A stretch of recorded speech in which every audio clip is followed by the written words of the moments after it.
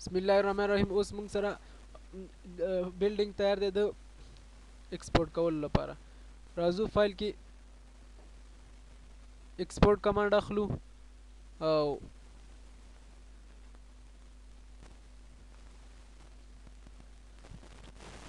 اوس یو ځای کې په یو نوم سره ایکسپورټ کوو. هغه کار زه اوس دا ډیسکټاپ ته وړم. صحیح ده. دلته ورته یو نوم ورکوم. مثلا زه ورته نوم ورکوم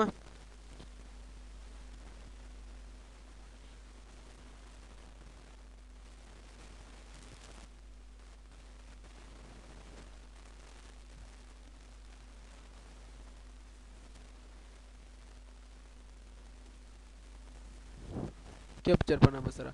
فایل نیم کې دلته نوم ورکوم. دلته ډیسکټاپ مې انتخاب کړ. ډیسکټاپ به راته سیف شي. دلته باید موږ 3D میکس واخلو، نه دا نور کمانډونه په فایل ټیب کې. که چیرته موږ نور واخلو بیا موږ نشي کولی چې دا موږ په 2D کې دا موږ په دغه کې لګو. دا فایل موږ په که چیرته موږ نور ټایپ واخلو، مثال بیټ میپ واخلو، نو دا به موږ ته بیا په اټوکیډ دغه پینټ پروګرام کې لګیږي او په میکس کې به نه لګیږي. او که چیرته موږ 3D میکس واخلو نو 3D میکس کې به دا لګیږي، بیا به په پینټ کې نه لګیږي.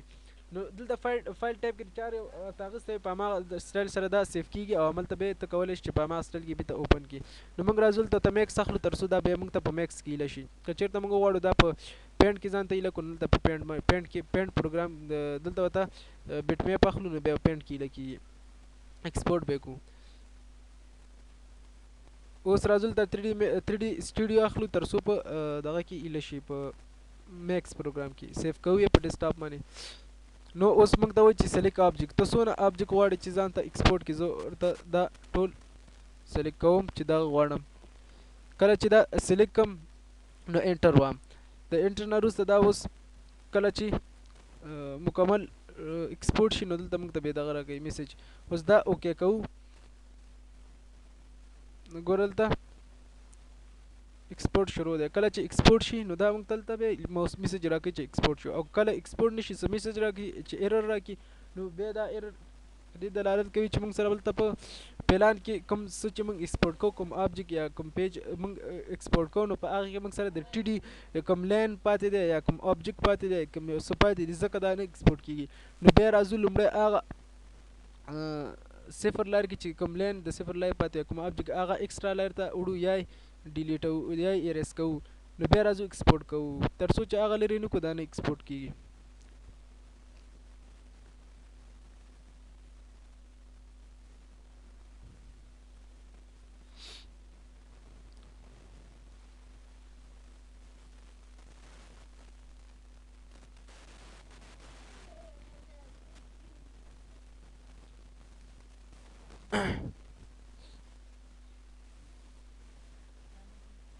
کله چې ایکسپورټ شي نو دلته موږ ته میسج راکوي.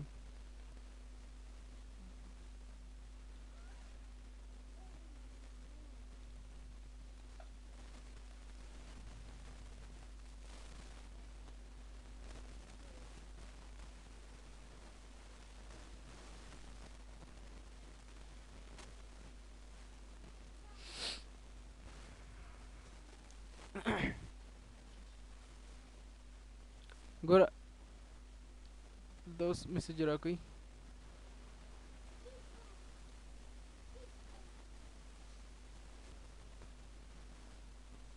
سیټینګ ټایم کیپچر سیف.